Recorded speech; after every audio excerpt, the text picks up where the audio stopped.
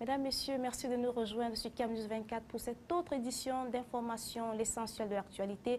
Journée mondiale de la liberté de la presse. L'événement s'est célébré ce 3 mai. Le ministre Issa Tiroma Bakari de la Communication appelle à l'orthodoxie de la pratique du journalisme et à la protection du label camerounais. Le Cameroun s'est joint à la communauté internationale pour célébrer la 20e édition du genre, journée placée cette année sous le thème « Parler sans crainte, assurer la liberté d'expression » dans tous les médias. L'événement se célèbre au moment où le pays occupe les 120e rangs sur les 179 pays dans son classement mondial en matière de liberté de la presse. Pour rester dans cette célébration, l'UNESCO appelle les gouvernants à prendre en considération les professionnels du domaine. Les messages couplés de l'Organisme des Nations Unies et de la Fête internationale du travail ont servi de fil conducteur à l'ensemble des cérémonies qui ont meublé cette journée. Et puis les chiffres véhiculés à Douala se passent de commentaires. La journée internationale de la presse, toujours à la une, la région du Nord-Ouest s'est jointe au reste du pays ce 3 mai pour célébrer la journée mondiale de la liberté de la presse.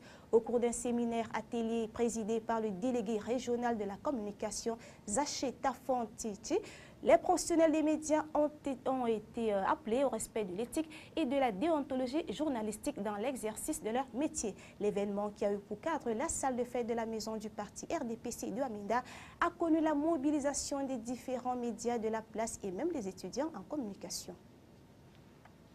À présent, l'Assemblée nationale où le projet de loi portant prorogation du mandat des députés a été présenté ce 3 mai 2013 aux membres de la Commission des lois constitutionnelles pour étudier sa recevabilité sur la forme avant d'entamer les discussions dans le fond. L'honorable Zondol RCC, le président de la dite commission, et l'ensemble des députés qui la constituent devraient en réalité donner un avis favorable pour une troisième prolongation de 2 mois du mandat des députés avant l'arrivée du projet de loi en séance plénière pour son adoption. Pour tout, l'examen et l'adoption du projet de loi portant prorogation du mandat des députés est le seul point à l'ordre du jour de la session extraordinaire ouverte ce jeudi 2 mai 2013 à l'hémicycle de Ngwaekele à Yaoundé sous la conduite de l'honorable Kavaïege Djibril, le président de l'Auguste Chambre.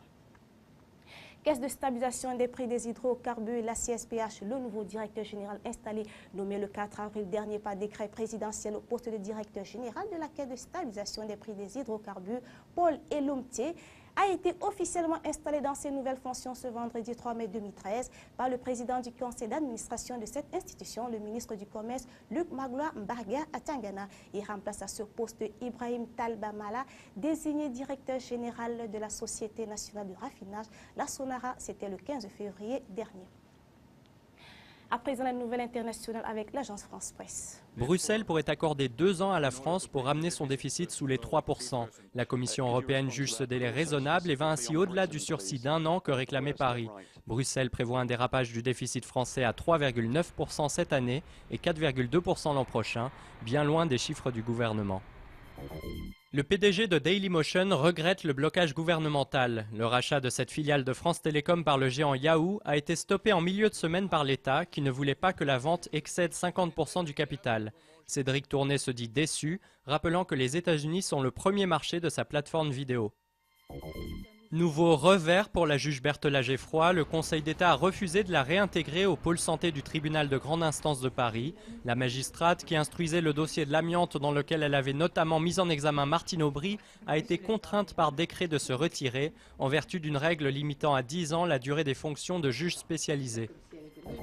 Nouveaux assassinats politiques au Pakistan. Un candidat laïque a été abattu à Karachi par des inconnus. Il est le 3e candidat tué depuis le début de la campagne.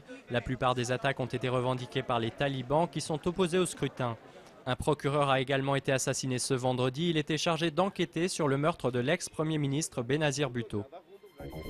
Dernière ligne droite dans la construction de la Freedom Tower à New York. Jeudi, les derniers éléments de sa flèche ont été tractés à son sommet. La tour, qui se dresse à proximité du mémorial du 11 septembre, s'élèvera à 541 mètres une fois achevée d'ici la fin de l'année.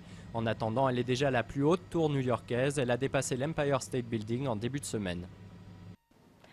Fin de cette session d'information. Merci de l'avoir suivi. Les informations sont en continu sur CAMNews 24.